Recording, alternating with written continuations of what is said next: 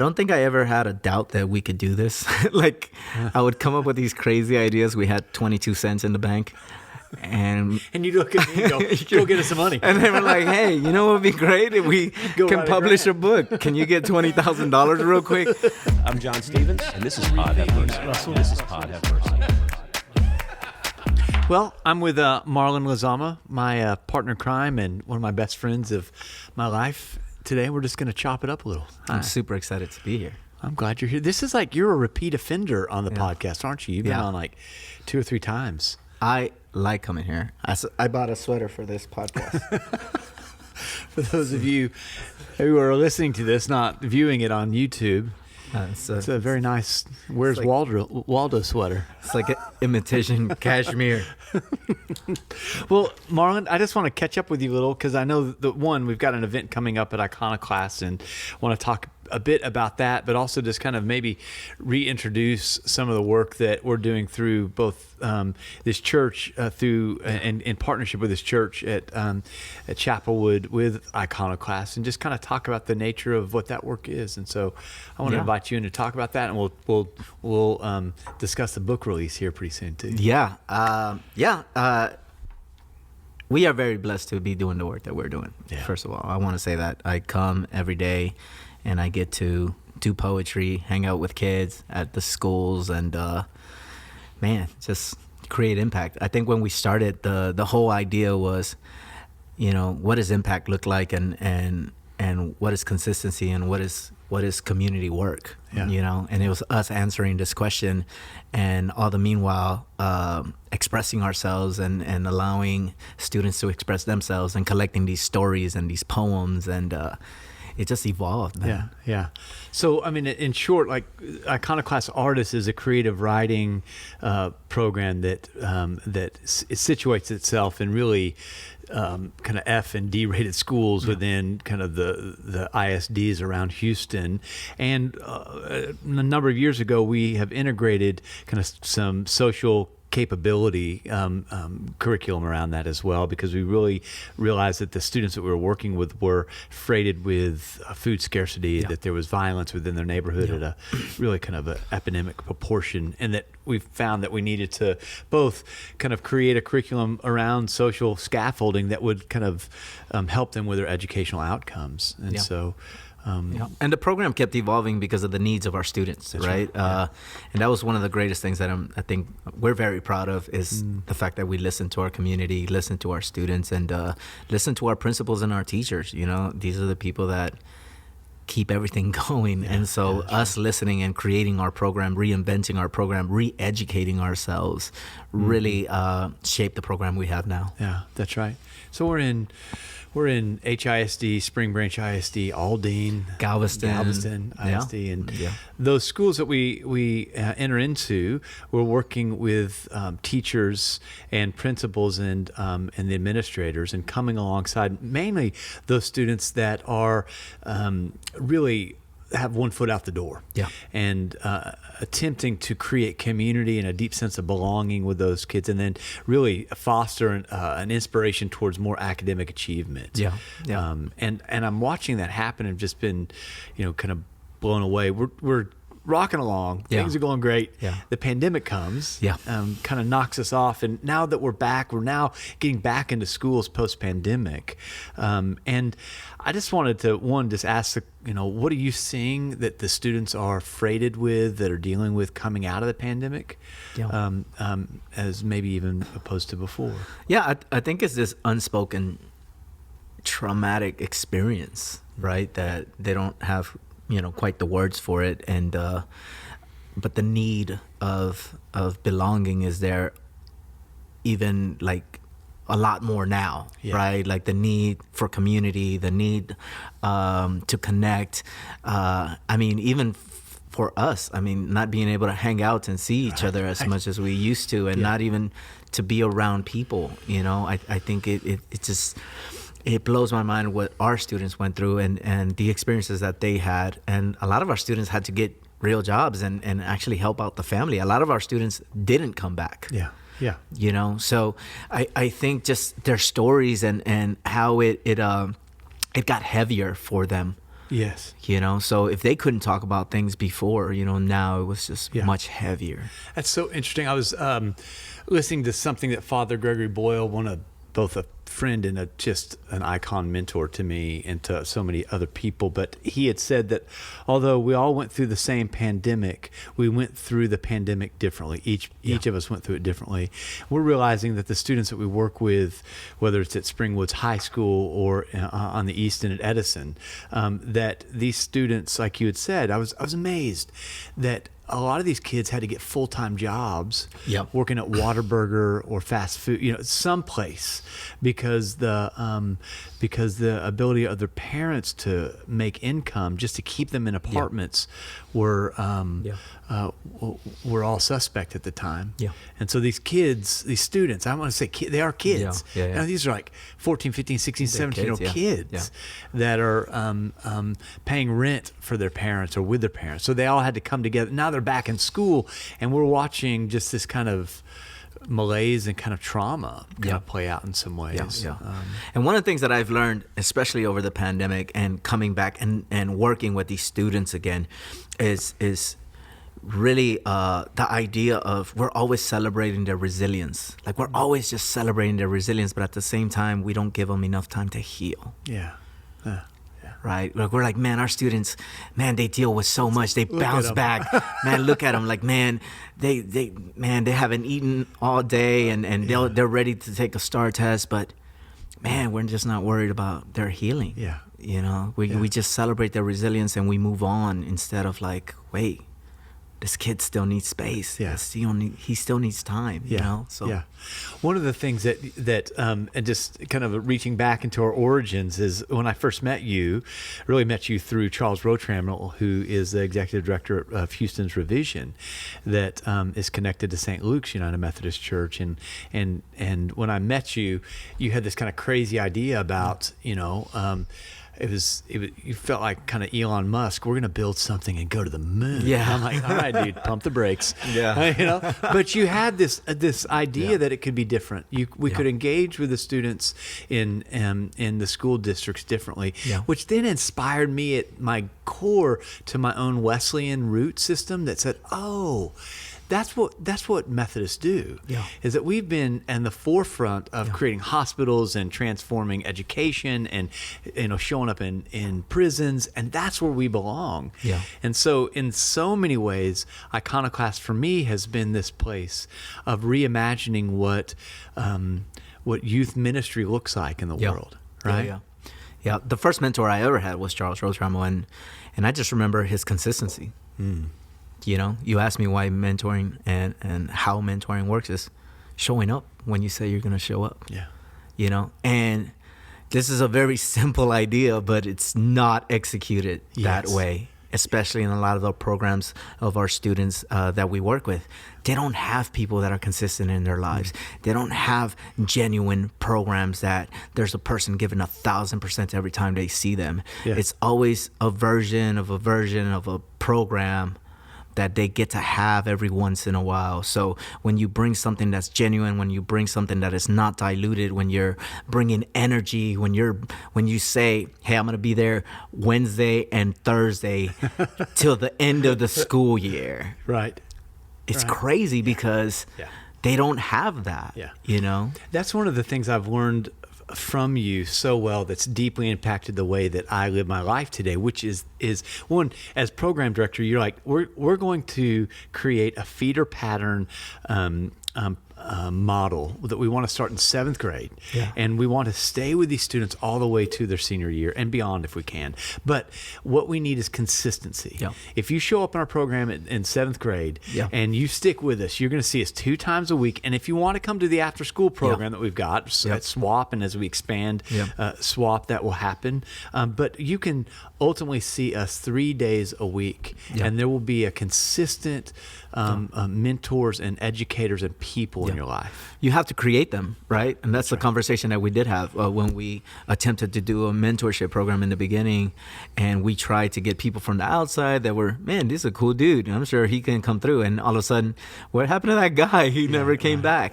And once we started seeing graduating classes, once we started seeing seniors and them going to college and things like that, we're like, it was a lot easier to ask them for help. Yes. To come back. Yeah. Right. Yeah. And so we're like, man, we're just going to have to create our own mentors. Yeah.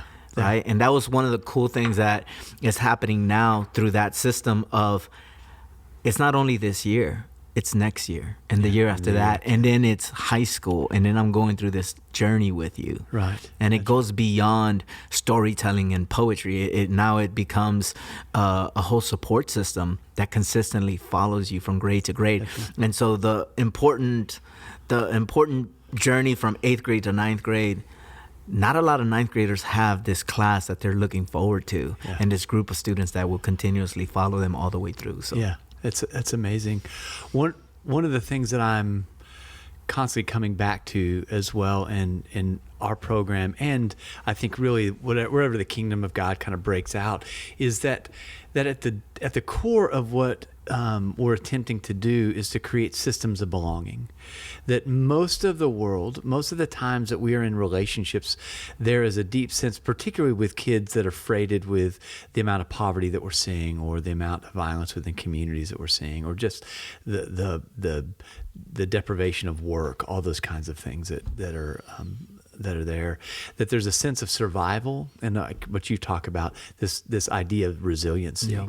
And what I'm seeing our program do is to create really a system of belonging where kids can breathe.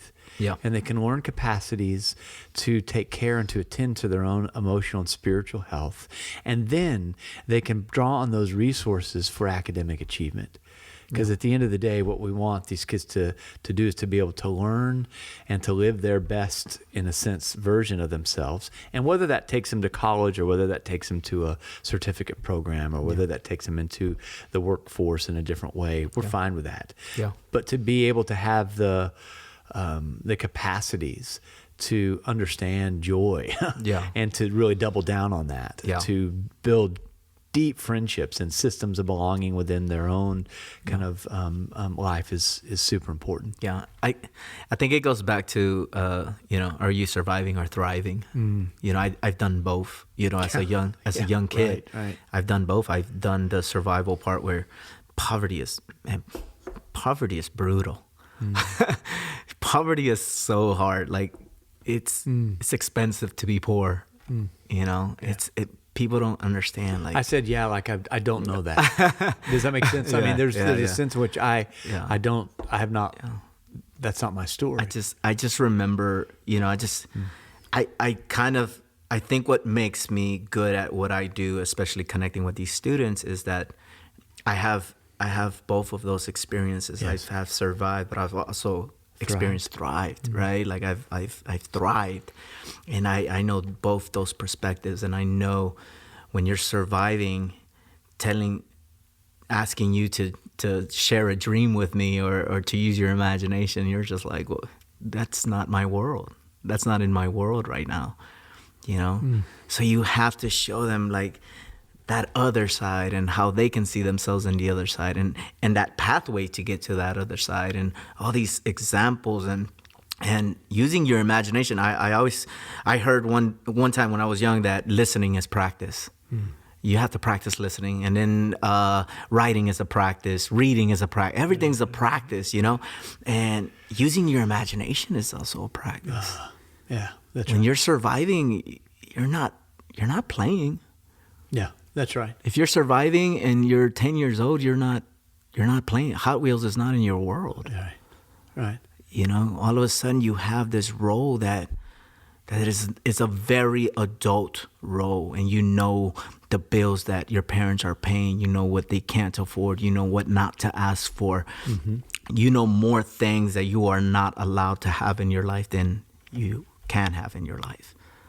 And so the idea of creating a classroom that not only supports each other, but creates a space for these students to practice imagination. Yeah. That's one of my favorite things about what I do. That's wonderful. Well, one of the things that we've done for the last 4 or 5 years is to collect the student poetry, and then to produce an anthology out of it. And so, and it was, I remember when you brought this idea first year, you're like, this is what we're going to do. Yeah. We're going to create a book every year. Yeah. And this is the other kind of SpaceX. I was like, what? We're going to publish books now. Yeah. But the first book we did, and it had not all of them, but the students who had kind of reached a level of writing and that had their poetry in it, and students that we work with that are incarcerated. Yeah. And that we handed this book to these students and said, "This is yours. Yeah. You did this." Yeah. And to watch their faces as they opened the pages to where they could find their name and their poem. Yeah. Right. And I remember going to the Museum of Fine Arts and saying, "Hey, we'd like you to underwrite the release for us, and we'd like to do this." Yeah. And they said, "Oh, we'd love that." You know? Yeah. And so for every year, they've just been our partners, in this book release. Yeah. And we've got it coming up on May 19th. And I do want to say that the greatest thing about this journey, especially mine and yours with Iconoclast, is that I don't think I ever had a doubt that we could do this. Like, I would come up with these crazy ideas. We had 22 cents in the bank.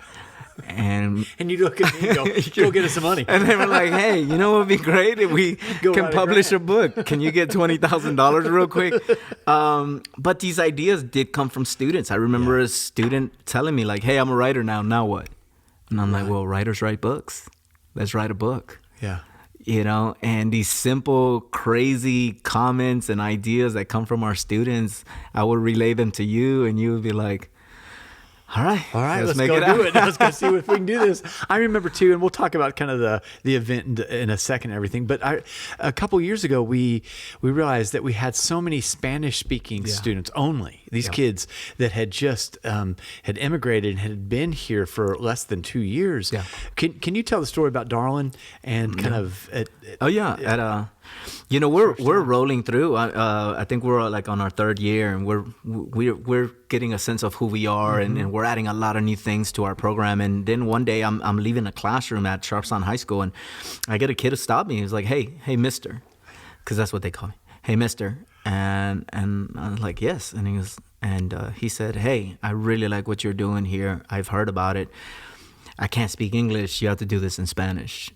And I turned it right back on him because I really do believe in accountability. I was like, "Well, you give me 15 students, I'll do it in Spanish." He got me 40. Next week, he brought 40 The following students. week, he got me 40 students. He got me a classroom. The principal came in, and Mr. Carlos Quintero, which is an amazing teacher at Sharpstown High School, came in and said, "Well, you stepped in it now we got to do it." And I remember I was like, "Oh my gosh." I'm like, "Let's do it." And I think in the beginning, I was trying to translate our English curriculum into Spanish. Right. And I quickly realized that we have to create Spanish curriculum in Spanish. That's right. For Spanish kids. Yeah. And we have to look up their heroes, and we have to talk about their writers and their voice. Yes. And it just added more work. Yeah. But it's like a good hard. Yeah.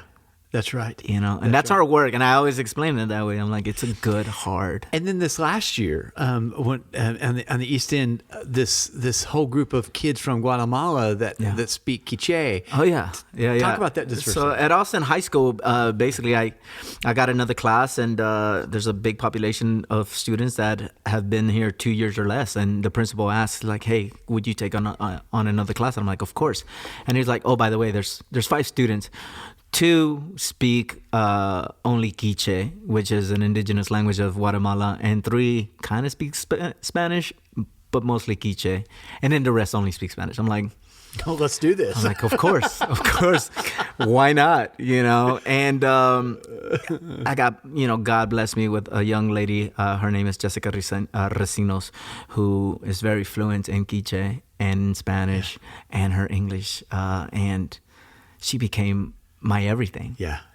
She became, she saved this class for me, and she became this bridge that connected everything, right? Everything. And she went from being like this young lady who's just a quiet young lady to our interpreter, to our representative of our students, to the first student, to just give me a ton of work for the book. And she is our second recipient of our scholarship because of her, not only her work in the book, but just the powerhouse that she became. And now she's at University of Houston downtown, very excited, and she will be there at our next book unveiling. So that's great.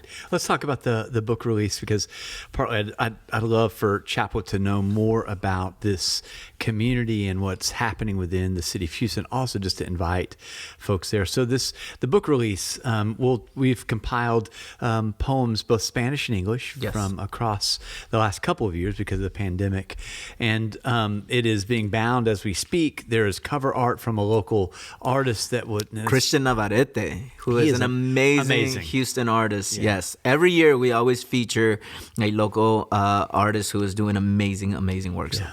So Christian's work will be on that. And then we will have a book release on May 19th at the Museum of Fine Arts at 7:00. Yeah. It would be our 5th anthology. Yeah. 5 years. So at the book release, we'll have a group of students that will all stand up from across Houston and Galveston, and we'll recite their poems that are in the book. Yes. Can you talk about that night just a little? Oh my gosh. I always describe it as like, you're just not ready for it. We had to have it at the Museum of Fine Arts. I think that's the way I brought it up. I'm like, it has to be at the Museum of Fine Arts. Yeah. I think that space there's something amazing about that space. The space that we're gonna be in is just incredible, and you pair it with poetry that is incredible, and you bring in Houston, which really supports these students. Mm-hmm. Houston comes out for these students, and you see the teachers, and I think we're going to have probably 90 to 100 students from HISD, Galveston ISD, Spring Branch ISD. And you see these students that are a part of our program. Mm-hmm. And I think if you're there not really knowing too much of what's going on, and you just wander in and you sit down and you're hearing some amazing, powerful poetry. Right.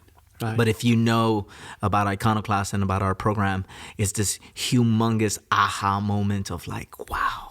I get it now. Yeah. I get it. And you get to see the students have this huge aha moment of, oh my gosh, that guy wasn't lying to us. We are a part of something way bigger. Right. This guy that randomly comes to my school every week, yeah. And asks me for my dreams and my poems and my story. Like, this is what it is. Yeah. Yeah. And when they hold their book in their hand and see their names in the book and their poem in the book, I mean, it's just, it's powerful, man. That's great.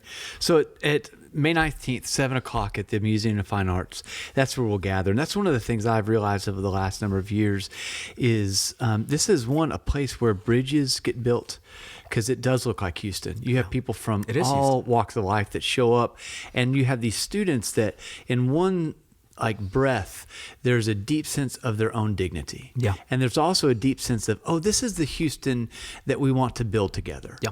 Where we're not divided, or we're not yelling at each other, where there's this deep sense of saying, this is why we live in Houston. Yeah. For these kinds of things, that it makes the city smaller. Yeah.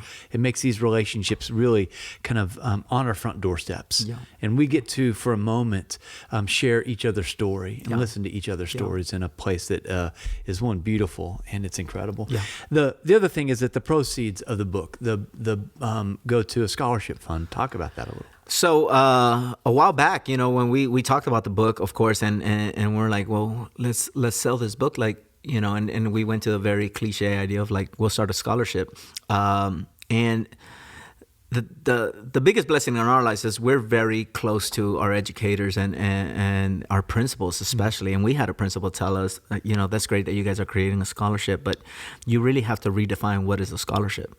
What does support look like for our students? Yeah.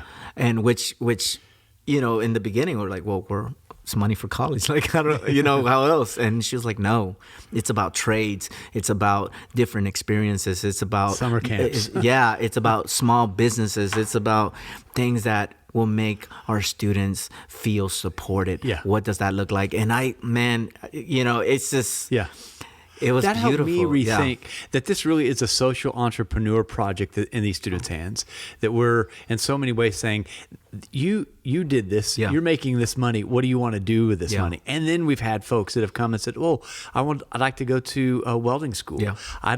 We've given out a scholarship to help a kid and his family create a taco truck.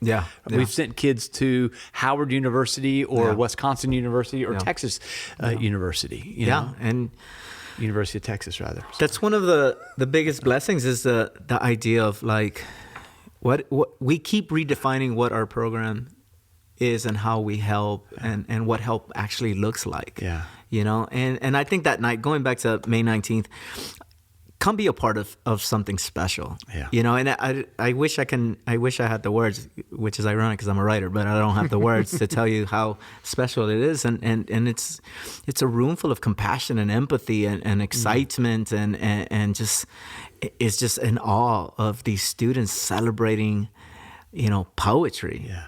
And I think it's so great. The space itself is going to be amazing. It's going to be in a new room at the museum this year, which we're very excited about. Come out. Yeah. I guarantee you, you've never seen anything like this, and we'll give you your money back if you don't like it. But it's a free event, so we don't. So we're not doing anything like that. So. It's usually been in the Carolyn Wise Law Building, which is in their main kind of gallery, which, like, most years we have between 400 to 700 folks that will show up to this. Yeah. We're kind of coming back into a smaller gallery, which I think it seats about 250. One, because it's kind of coming out of the pandemic. We realize that some of those, also the gallery space of the Carolyn Wise Law Building is being occupied by another exhibit. Thank you. And so we're in a smaller space, but we really think that smaller space of 250 is going to be much more intimate. Oh yeah. And it's going to be much more kind of connective. And so we're excited about that. So. Yeah. And I do want to say that the spirit of Chapelwood and our spiritual side to our program carries over into the schools, into these events that we do put, because, man, that good feeling of leaving church, when you're like, man, I feel good. Yeah. I feel good today. I'm glad I woke up. I'm glad. Yeah. That's how I feel when I leave school. Yeah. That's how I feel when I leave these events, especially bringing the spirit that I get from being at a place like this. Yeah. And I leave with it, and then I create this little church at Springwoods High School.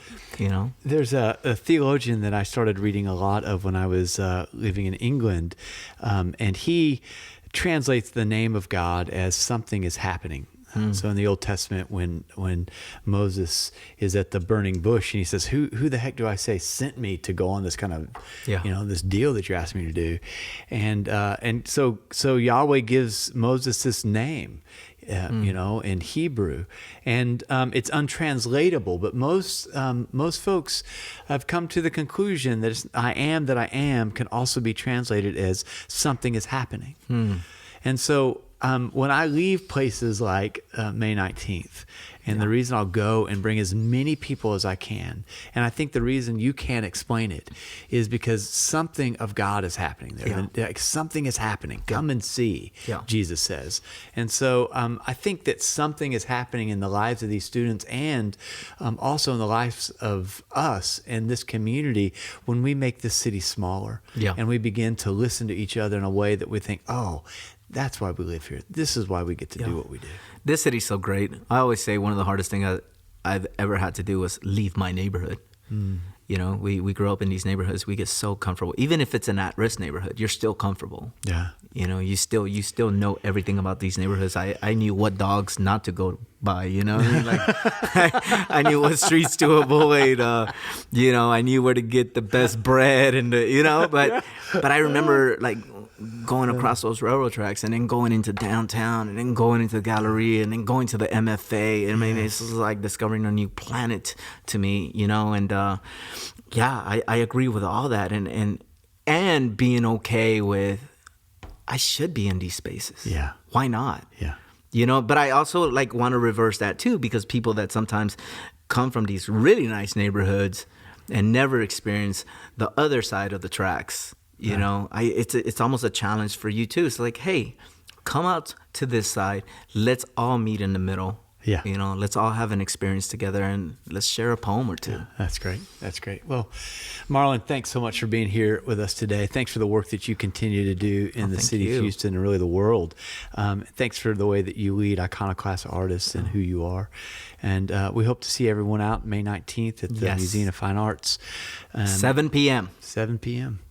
You'll not regret it. Well, for Pod Have Mercy. I'm Matt Russell. I'm Marlon Lizama. Thanks for being with us. Hello, neighbor, how are you? Really wanna shower you with love. Hello, neighbor, how are you? Really wanna challenge you to love.